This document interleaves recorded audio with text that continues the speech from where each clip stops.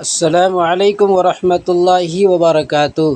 ناظرین اکرام، آج کا مسئلہ اور سوال یہ ہے، کیا قربانی کا گوشت غیر مسلم یعنی ہندوؤں کو دینا جائز ہے؟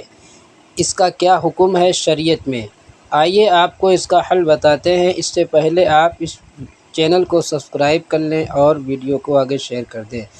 ناظرین اکرام، قربانی کا گوشت غیر مسلم کو دینا جائز ہے، جیسا کہ دارالعلوم دیوبند کا فتاویٰ ہے۔ شرط یہ ہے غیر مسلم گوشت کو استعمال کرے۔ اگر آپ کو شک ہو کہ وہ استعمال نہیں کرے گا، پھینک دے گا یا کسی اور کو دے دے گا، تو ایسی صورت میں نہ دینا بہتر ہے۔